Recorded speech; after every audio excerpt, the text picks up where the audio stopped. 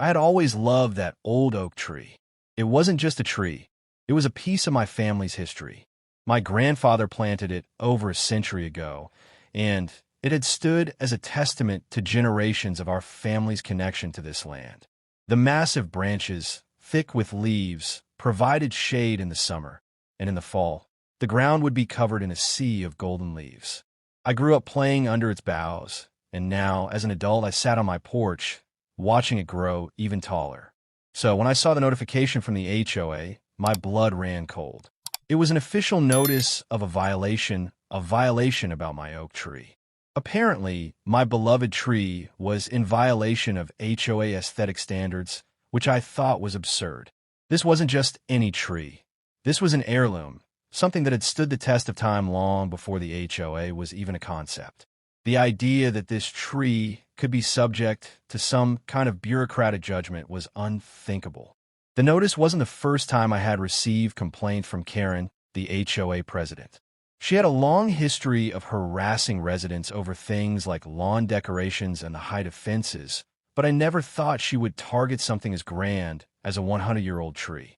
The letter stated that the tree's overgrown appearance was an eyesore and that it needed to be trimmed immediately. It was signed by Karen herself. She had no idea that I wasn't just any homeowner. I was the city's environmental director. I had spent years working on urban forestry projects, environmental sustainability, and green space preservation. My job was to protect the city's natural resources, and my tree was part of that legacy. It was more than a tree. It was a symbol of the work I did to maintain the environment in this city. And Karen had no clue what she was getting into. I immediately picked up my phone and called her. "Karen, I just received your notice about my oak tree. Can you explain what you mean by trimmed?" I asked, trying to keep my tone as calm as possible. Karen's voice crackled through the phone with its usual condescending tone. "Well, it's just that the tree is too big, and it's starting to look unkempt," she said. "We're just trying to maintain the community standards, you know? Property values are important." I took a deep breath, trying not to let my frustration show. "Karen, that tree is over 100 years old. It's an oak tree. You can't just trim it like a bush. It's an important part of the local ecosystem. I would appreciate it if you would stop sending these notices." There was a pause on the other end, and I knew she was processing what I had said. "Well, that's fine, but it still needs to be dealt with. I'll be sending someone over to take a look," she responded before hanging up. I shook my head in disbelief. Karen had no understanding of the importance of trees or any real knowledge of environmental science. To her, it was just a matter of aesthetics, and that was the problem. Over the next few days, I did some research on HOA regulations. I found that Karen had already sent notices to several of my neighbors, threatening fines for things like tree branches hanging too low or lawns not being perfectly manicured. It was the same pattern, small issues that didn't really matter in the grand scheme of things. But I wasn't going to let her get away with it this time, not when it came to something as valuable as my oak tree. I went to work that week, organizing a presentation about the importance of preserving mature trees for the city's environmental health. I didn't just want to protect my tree. I wanted to educate the neighborhood about why it mattered. I scheduled a meeting with the HOA board, but I knew that Karen would probably try to derail it. So I made sure to have all the legal documentation ready, including city ordinances that protected mature trees from unnecessary removal or pruning. The meeting day arrived, and I could feel the tension in the air as I walked into the HOA office. Karen was already there, sitting behind her desk with a smug expression, surrounded by a few of her loyal board members. As I stood at the front of the room, I could see that they were already dismissive of me, but I wasn't about to let that deter me. I calmly began my presentation, explaining the environmental benefits of mature trees, from their ability to provide shade and reduce energy costs to their role in improving air quality and supporting local wildlife. I pointed out that the oak tree in my yard had been around for more than a century and that it was a part of the city's history. I showed them the documents that backed my claims about environmental protection laws. Karen didn't look pleased, but I could tell she was listening, at least for now. Then, I revealed a piece of information that completely shifted the dynamics in the room. As the city's environmental director, it is my job to ensure that we maintain a balance between development and environmental preservation, I said. I have overseen several city initiatives to protect our green spaces and to prevent unnecessary harm to our trees. The city takes these matters very seriously. The room fell silent. Karen's expression turned from smug to slightly uncomfortable. "What does that have to do with this situation?" she asked, her voice colder now. "It has everything to do with it," I replied. "If you continue to push for the removal or drastic alteration of this tree, you will be in violation of several environmental protection regulations. This isn't just about HOA guidelines, it's about the law." Karen's eyes widened, and she quickly glanced at the board members, clearly flustered. I wasn't aware of that," she stammered, but I could see the wheels turning in her head.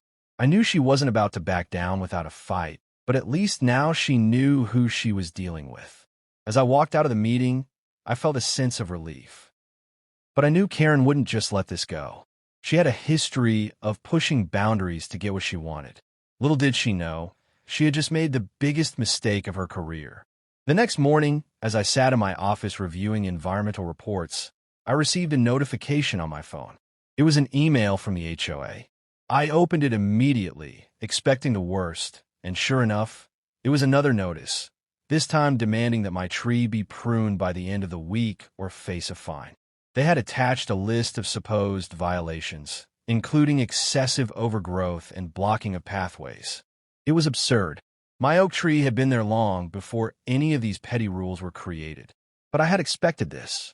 Karen wasn't going to back down so easily, and now I had no choice but to escalate the situation. I knew the time had come to take action, but this wasn't just about protecting my tree. This was about sending a message to Karen, the HOA, and anyone else who thought they could impose such ridiculous rules without regard for the bigger picture. I spent the rest of the morning preparing for what would become an inevitable showdown. I gathered documents, researched case studies of other cities that had protected their trees, and even reached out to some environmental organizations for support.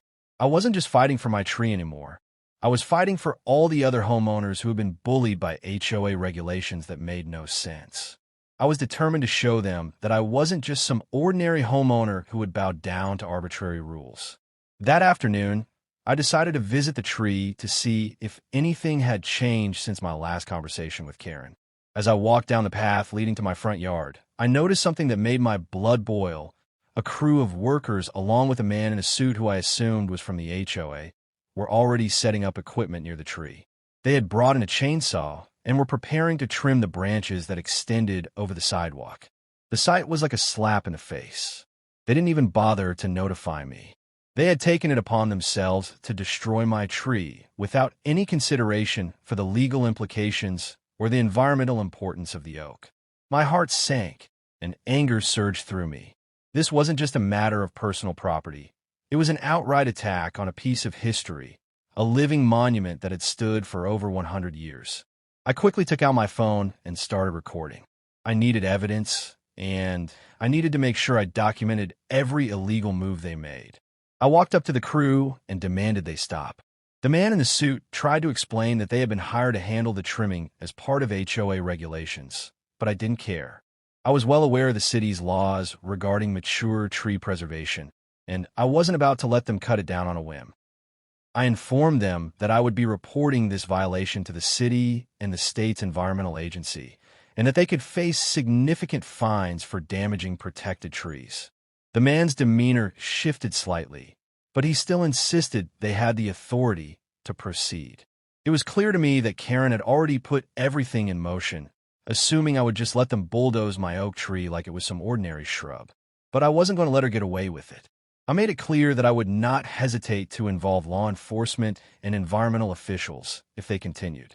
As the workers reluctantly packed up their equipment, I called the local police department to file a report. I didn't care if it was overkill.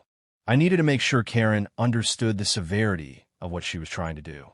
Within the hour, the police arrived, and I provided them with all the documentation showing that the tree was legally protected under local environmental laws.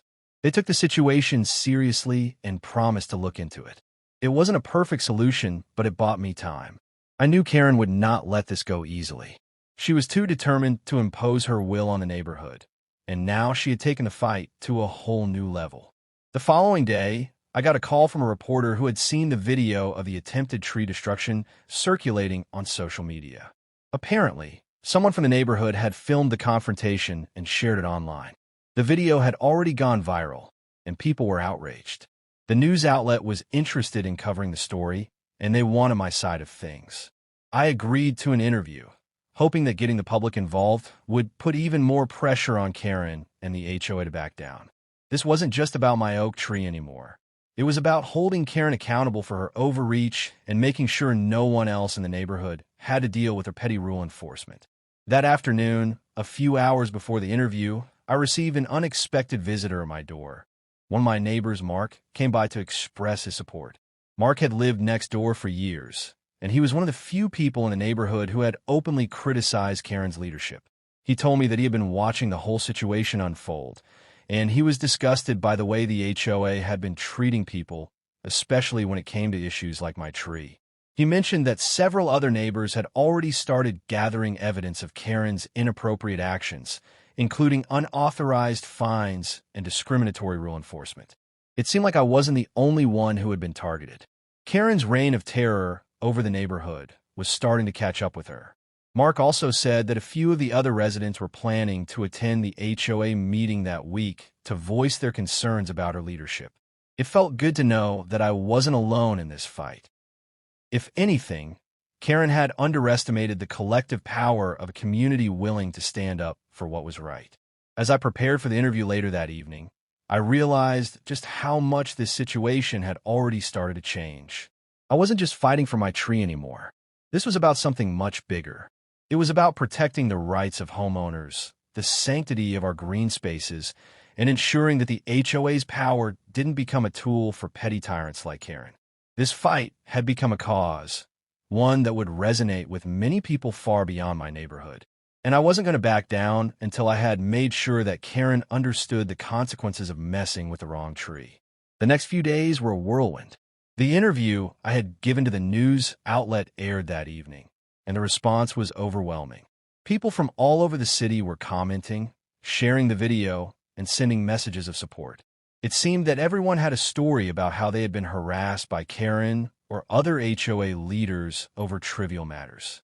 My phone rang off the hook with reporters asking for interviews, environmental advocates offering their support, and concerned neighbors wanting to join the fight. What had started as a simple attempt to protect a historic oak tree had quickly turned into a public outcry against the abuses of power within our local HOA system. Even people from other states were reaching out, asking how they could help. Karen, of course, didn't take kindly to the public exposure. Her first move was to send a cease and desist letter demanding that I retract my statements.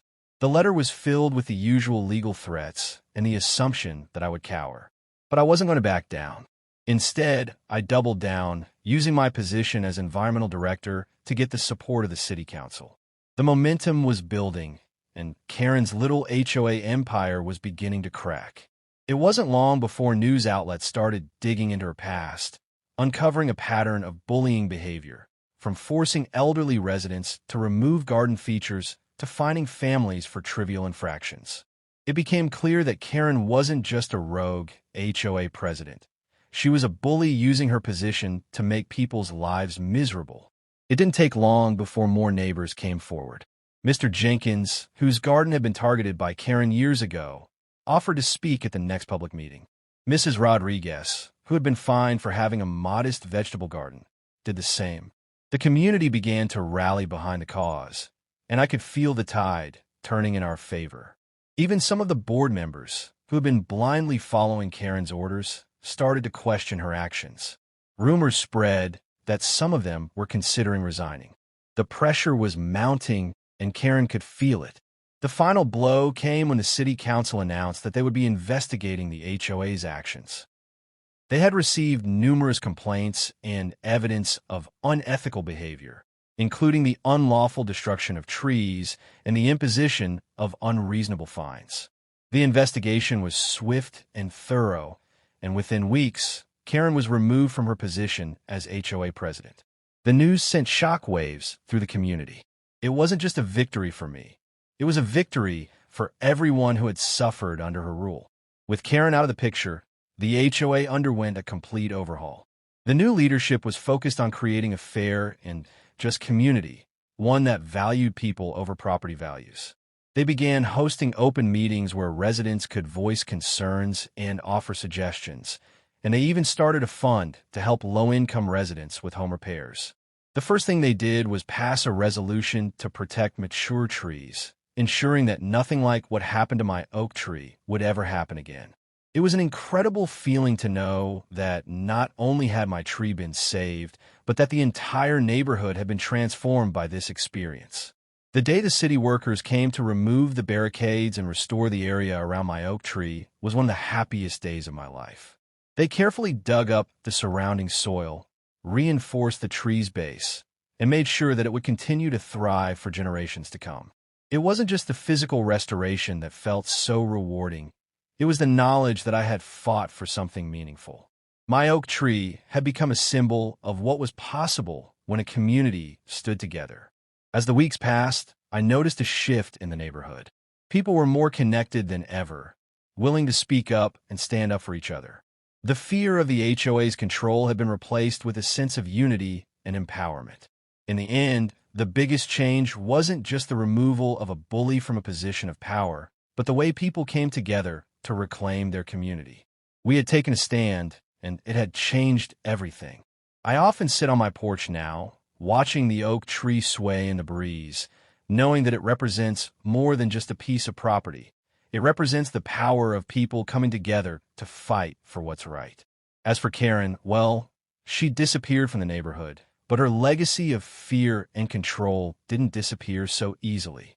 The story of her downfall spread far beyond our small community, and soon, other neighborhoods were taking action to ensure that their HOAs couldn't overstep in the same way. News outlets covered the case for months, and even environmental organizations hailed the outcome as a victory for urban green spaces. The situation had set a precedent, and now, more people were aware of the power they had to protect their homes, their trees, and their communities. In the end, my oak tree wasn't just saved, it became the catalyst for a much larger movement, one that shifted the way people thought about their rights and the power of standing up against injustice. Karen may have thought she could bully me into submission, but she had no idea that she was messing with the wrong person. And now, as I look out over the neighborhood, I can't help but feel proud. We didn't just stop her, we changed everything.